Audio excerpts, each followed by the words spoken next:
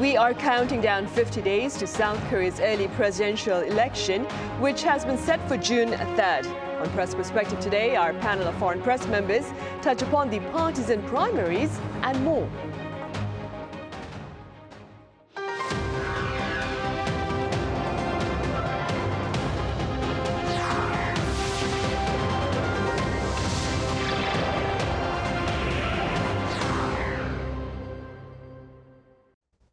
Hello and welcome to the start of a new work week. You're watching Press Perspective for Monday, April 14th here in Seoul. I'm Min Sunhee. Preparations are well underway for South Korea's early presidential race, and today we touch upon partisan primary election plans and potential pledges of broader interest. For this, I have Steven Borowiec with Japanese weekly news magazine Nikkei Asia here in the studio. Steven, as always, welcome back. Good afternoon. I also have Celio Fioretti with French daily Le Croix. Celio, welcome back. It's been a while, right? It's been a while. Glad to be here. Right. Steven, we will start with you. First then, what can you tell us about the partisan primary election plan of the People Power Party? They will be naming their new leader on May 3rd at a party convention. And they have I think it's not quite clear who will be running, but they will have one of these big events, and there'll be party members from the public there and the leadership of the party itself. And that's where they'll decide. Right, they have both open and closed votes, right? Yeah. Oh, they'll be using a combination of voting from the public and voting from party members. And I understand it's like three stages, so to yes, speak, of the election process. I guess what they're aiming at is like a higher level of transparency and formality than is normally given that they are. This is a snap election, and it is being held because a People Power Party candidate who was holding the presidency was impeached. And so I think they want to make some gestures of involving the public and having this be seen as a decision that is in itself democratic. Right, indeed. And the party is hoping to have a candidate by the 3rd of May. Yes. Right. Celio, what can you tell us about the partisan primary election plan of the Democratic Party? Yeah, so the Democratic Party of Korea just decided how they're going to run their own primary. They're going also with a 50-50 system. That means half of the final result will come from the vote of the party members, and the rest will come from opinion polls run in the country. It was not officially locked in. I think it's going to be today after some meetings. They're trying to check with the base and the party members. But it should be official, at least that's the way the party wants to do it. The decision came after the third committee meeting, the National Assembly on April 11, if I recall correctly. It's a change from how things were done in the past for the previous election. The last two, one where the primary were fully open to the public. But there was a lot of back and forth internally to maybe change the system. They said the goal was to land with something that everybody would be okay with and to apply by the rules. The 50-50 method, the public participation model, was always on the table, and now it's the final pick. As we mentioned, it's the same format that the People Power Party is using also that year. One of the big concerns to not keep with the open public primary is that the Democratic Party of Korea fears there might be some voters from the Conservative Party that will try to skew the election in some way.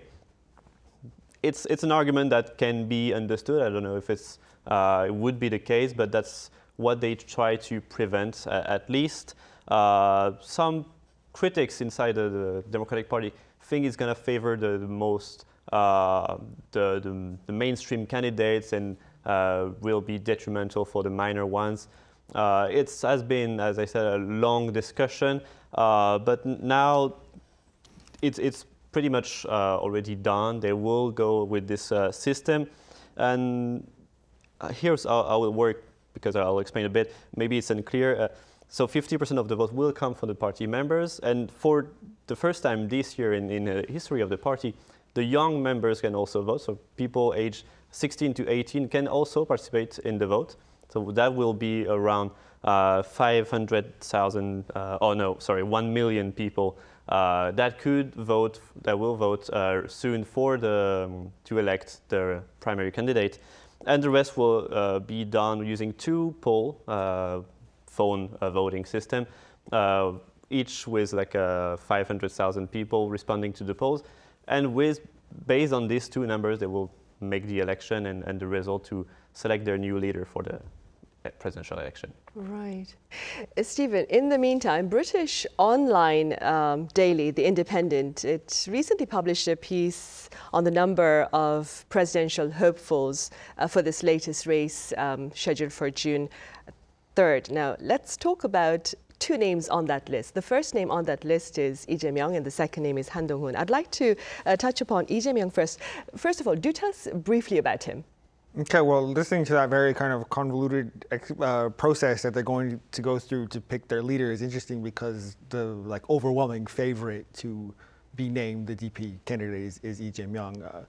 I'm not entirely sure how strong of a case the other candidates have, but Lee is someone who's been a prominent politician in South Korea for a long time. He has a really kind of interesting personal backstory. He's originally from the city of Andong, which is on the east coast of South Korea, and he was born into a really kind of disadvantaged background.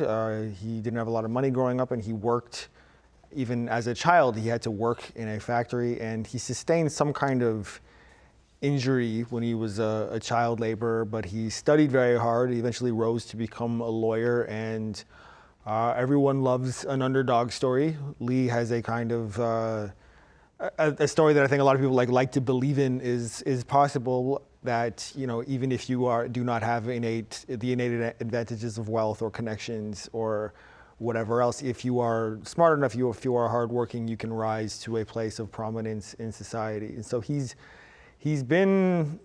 held leadership positions he was the mayor of the city of Seongnam, which is like a satellite city just south of Seoul, for a long time. And while he was there, he made kind of an international name for himself with his experiments with policies that were similar to like universal basic income. So like using, it never got that far. Like it never was like a fully realized version of UBI, but like he piloted some programs that were across the board payouts to youth who were seeking jobs, and he was a big kind of proponent of the role of the state in making people's economic livelihoods run more smoothly. He was not like a pull yourself up in your bootstraps kind of conservative.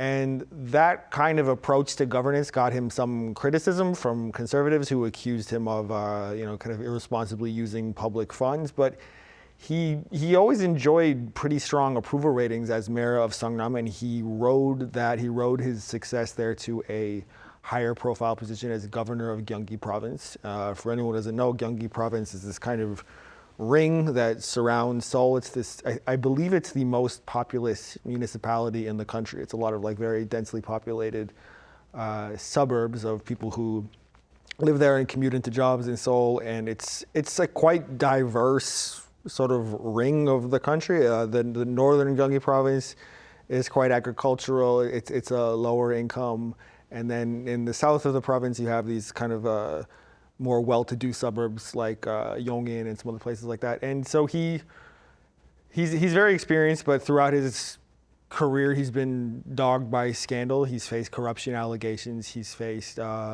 was accused of involvement in a quite high-profile development scandal in Seongnam, and he's an interesting guy. If you listen to him talk, he does have the kind of politician's aptitude for direct, and he can come across as quite sincere and passionate, and he does have a certain politician's charisma. So if he is named the DP's candidate, it will be interesting to see, because he does enjoy a lot of support on the left, but he also is a frequent target of criticism from the right. So like as Celio can tell you, if you attended these right-wing protests in recent months that were in support of now impeached President Yoon Suk-yeol, there were a lot of signs and there was a lot of talk about how these people saw it as urgent to prevent Lee from becoming president, because they saw him as kind of dangerous, perhaps economically dangerous, or they saw him as too close to China and North Korea. Lee was even, in January of 2024, he was the victim of an assassination attempt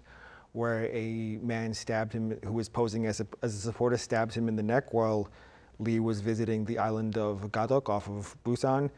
And that the assailant in that case told police after the incident that he had specifically intended to kill Lee to prevent him from becoming president because he saw Lee as a threat to South Korea's future. So there's a lot there, and we'll have to wait and see if he is named the candidate and who on the other side of the docket he might be up against. Stephen, expanding a bit on what you just mentioned, you talked about his scandals as well. How do his legal challenges, if you will, how do those challenges look to affect his presidential bid, do you think? So the most recent case that he was involved in was one of where he was accused of violating election law, and specifically he was accused of misrepresenting his relationship with an associate. This was related to the property development scandal in Songnam. He was accused of like claiming to have not known him at a certain time, but that a previous conviction was overturned by Seoul High Court, and so I believe that just legally speaking,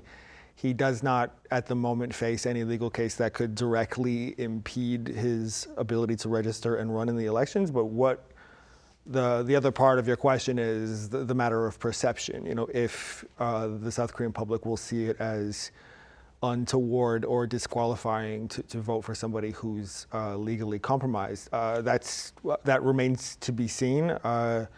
I do think that among the people who support Lee throughout Lee's scandals, like he has consistently claimed that he is kind of the victim of an unfair or a politicized investigation by the prosecution service, which the South Korean left that Lee belongs to in the prosecution service has this very long and antagonistic relationship where the left accuses the prosecution service of being kind of in bed with the right and of carrying out politicized investigations. That's not my view. I'm just saying that's the way that they see it. But so kind of the short bit of how I wish to answer is those scandals and those legal matters will probably not dissuade any of Lee's supporters from voting for him, and probably the people who already dislike Lee wouldn't have voted for him anyway. What this comes down to, like every South Korean election, is this narrow range in the middle of these kind of swing voters. It's maybe 20% of the population. It will remain to be seen how many of them would be put off by Lee's legal matters. I'm not placing bets on anyone. We'll probably find out on June 3rd. Yes, then. I'm just observing. So. Right. In the meantime, then, as I mentioned, the British online daily, The Independent, the second name on its list of presidential hopefuls was Han Dong-hoon. Do tell us a bit about him. Yeah, the former leader of the South Korean People's Power Party. Han Dong-hoon is now seen as one of the top conservative in the race, mostly because he's still openly criticizing former President Yoon Suk-yeol. Han, who once served as Justice Minister under Yoon, entered the political arena in December 2023 as a head of the PPP, just ahead of the general election that year in 2024. While they started off close, Han and Yoon, being both former prosecutor, Han later became the face of the anti-Yoon wing inside of the Conservative Party, and reportedly clashed a lot of times with the president, with him also on who should run for the primaries and things like that. Things really heated up between the two earlier that year when Han publicly called on the First Lady to apologize for allegedly accepting a luxury Dior bag. Still, despite the fallout, Han has stood out as a rising star among the Conservative Party, also appealing more to the centrist voter and these like swing voters that Steven just mentioned. At 51 years old, the ex-prosecutor left his role as a PPP chief in December, following the intense disagreement inside of the party over his stance in favor of impeaching Yoon. Since then, Yoon supporters really criticized Han a lot. You can see in every protest during the 4 months, he's almost an enemy for them, a traitor that pushed Yoon towards the impeachment. I think Han has this sort of like grabbing on all sides. He can appeal to some conservative, he can appeal to more centrist, moderate conservative people. With this position, he claimed he's the only one able to beat the Democratic Party in the upcoming election. And especially, he tried to appeal to people that would not be too hardline conservative, that had been a bit disappointed with the party's position during all the martial law scandal. Now the big question is, can he really carve out a space for himself, for the moderate conservative, for the centrist voters, in a party that is leaning more and more to the hardline far right, some would say? That's going to be the big question for him. And staying with that, Celio, what impact do you suppose does Han's bid for the presidential race look to have on the conservative vote? Well, Han started he made his political entry this year with the publication of his book, People First, which was the bestseller on the list early March, first week of March, according to sales ranking, which covered the week from February 25th to March 4th. The book debuted at #1 and it's been available for pre-order a few weeks before. It's been especially popular with the older readers, people in the 40s and up, with the biggest group of buyer being people around 60 years old. The book is split in two parts. In the first, Han evokes the 300 hours around the martial law and how he lived through it.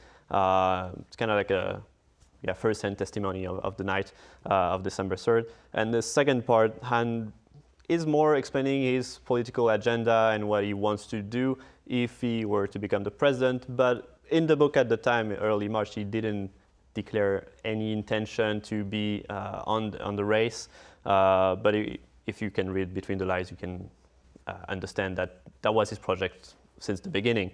And through these two sections, Han lays out how he sees the martial law situation and some broader ideas of the current Korean political landscape and what he would like to change or bring some reforms. To win this presidential race, he's sticking to conservative values, but has this position of moderate and centrist. He's trying to maybe call to the people that would not prefer Lee Jae-myung, but don't like the current direction of the Conservative Party. It's a move that might resonate well with the swing voters. So there is a potential there. Is it working? It's maybe too soon to tell. Looking at opinion polls, Han started quite well with around like 10% of intention in December, right at the heart of the martial law crisis. But now it's getting a bit slower, like around 6 or 4 even in some polls. I think being a moderate conservative in Korea right now is quite a difficult position to hold, as the country is very polarized between the left and the right. Being in the middle or trying to have a reasonable voice might be difficult to be understood by the people. People are really they want some clear. They want maybe some hard line, both on the progressive or liberal or conservative. So being in the middle is not easy to get, especially coming from a party that is now very vocal and very intense in the word they choose. We've seen it during the protest and stuff. So I think for him, it's going to be difficult to really make himself heard in the race. Right. And beyond these potential presidential candidates as shared by the independents, Stephen, let's now talk about the potential pledges by the presidential candidates that may sway voter sentiment, especially with regard to the economy and social issues. What potential pledges do you expect would perhaps work? Well, I just looked at a poll that was released last week where the most cited response by potential voters as to the most important issue in this election was economic recovery. So that's definitely what's on people's minds. We don't know very much about specific pledges yet because we're still waiting to hear about official candidates. But Lee Jae-myung, who we spoke about, put out a video last week this 11-minute video where he explained some of his campaign vision, and a lot of that was about what in Korean is called Min Sunhee, like livelihood issues, how to make economic matters work better for working people who are trying to afford houses and find decent jobs and educate their children and all the rest. Around the same time, we also had Min Sunhee of the People Power Party, who declared his candidacy. And he didn't get into a lot of specifics when it came to his economic pledges, but that's in his background. He's a former labor minister and someone who's been on the activist side of the labor movement. I believe he also visited Pyeonghwa-Sijang, the market in the Dongdaemun area of Seoul, which is a kind of famous place for South Korea's labor movement, a place where there was a lot of organizing and agitation decades ago in the early phases of the movement.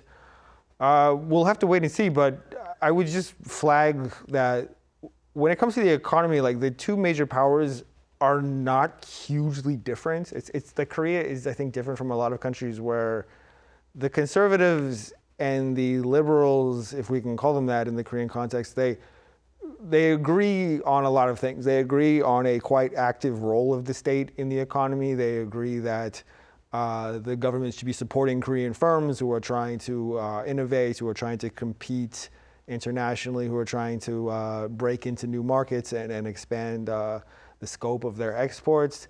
They believe to an extent on this state playing a redistributive role when it comes to income and supporting things like the national pension system and having public funding for schools and for hospitals and for infrastructure and all of that. So there is not a huge difference in like what they can both come up with in terms of their economic pledges. Like what I do expect to see is both of them tailoring pledges. Like when over the last election, like the government, the right wing then talked a lot about wanting to reduce regulation and wanting to kind of remove red tape and allow the private sector to have more leeway.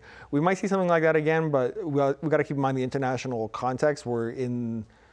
The world might look very different in 6 weeks when this election is held, but right now we're seeing a quite drastic change of the international trading climate and the international economy more generally. So I do feel like both sides will be under pressure to present voters with a kind of guided vision of this is how the government is going to protect South Korea's economy and support South Korean businesses as they attempt to negotiate this very uncertain climate. And then on top of that, we'll probably see from both sides a number of specific pledges to voters, like, well, they might, maybe it's healthcare support, or maybe it's nursing support for elderly people, or vouchers for people to have their children attend special educational programs and things like that. But I wonder, because of the significant overlap between the two parties, I wonder if this might end up being an election that is determined mostly by personality, by voters perhaps just choosing the candidate that they find most personally likable, or it could be what in Korean we hear in the media talked a lot about as a kind of 심판, as a judgment of a certain party. And the logic there is not wanting to vote somebody in, but wanting to prevent somebody from getting in because voters feel as though they've done something wrong. So it will be, guys like us will be looking for promising angles to pursue in our coverage, and there should be some. Right, for sure. Celio, Steven talked about the uncertain geopolitical environment that we face right now, and keeping that in mind, for those interested in foreign policy, what pledges do you suppose they would be looking forward to hearing about? Well, in foreign policy, there is a clear divide, not like a domestic economy. Beyond domestic issue, candidates really need to show what kind of role South Korea will play out internationally. Right now, the country is facing pressure, as we said, on all fronts, from being left out diplomatically to economic stagnation. With Trump returning in the White House, there's real concern that South Korea might be sidelined if there's any talk with North Korea or even China for the peace and security in the region. And also with Trump, unfortunately, the global trade now is facing some intensity that is already affecting the South Korean economy. And also with China, there's some trade tension, tech race, and the deep political crisis at home in South Korea really made it hard for the first few months to really navigate and for South Korea to have a really clear position. Now, since 2022, the ruling People Power Party has aligned closely with the US and taken a hard line on China, pushing Yoon's vision of South Korea as a global pivotal state. It's unclear if the next PPP president, if we have, will follow that exactly, but the party seems to want to build on that legacy. On the other hand, the Democratic Party has a softer approach on China and on North Korea too. People Power Party figures have accused the opposition of weakening ties with Washington by being too friendly with Beijing. That's a clear divide on priorities for both parties. The DP, meanwhile, argued that South Korea cannot afford to cut itself from China and from the business opportunity that it represents. And they even are a bit not too much engaged with the US islands, having some doubts for certain topic. They called for a more balanced foreign policy, saying that Yoon's stance, being a hardliner on China, on North Korea, affected South Korea in some ways. On Japan also, Yoon expanded a lot of the cooperation between Seoul and Tokyo, and that's going to be maybe hard to maintain in the long run. That was really his work. Even in his own party, they want to maybe pursue on that work, but it's going to be hard to see on what terms exactly what's going to be happening in the few years. Yoon holds a trilateral summit with Washington, Tokyo, and Seoul. Maybe we'll see a return of that, but for the DP, on the other hand, Japan is not their priority. They want to first, they want Tokyo to acknowledge its colonial past and all that Japan did in Korea, but they also promote a two-track approach that put national interest before any cooperation with Japan. Inter-Korean ties also have been hit hard during the last years, with the North labeling South now as a hostile state. People Power Party candidates hopefully want to keep the hardline approach, seeking some change maybe in the regime. That was the whole policy last summer of Yoon, to bring change in the regime, in the North Korean regime, with the help of the US. But now that the US is a sort of unreliable ally, things might change, and for that the Democratic Party wants to return to a more of a what we call the sunshine policy back in the days, with more friendly approach to the North in some way, to have a kind of like a bridge between the US and North Korea. Whoever wins in the end, South Korea really will have a major influence in the region, with China, with Japan, with Taiwan even, on the security, on the global point of interest in the region. So they will have to really be careful and cautious about what they want to do on both sides, but it's going to be a really important issue. Right, it is. And to be clear, of course, these presidential hopefuls have yet to share their pledges with regard to foreign policy. I'm afraid that's all the time we have. But Celio, as always, thank you very much for your time and your thoughts. And Steven, thank you very much for your insights. Thank you. Right, well, that ends Monday's edition of Press Perspective. We'll return same time tomorrow with a look at North Korea's nuclear ambitions and more.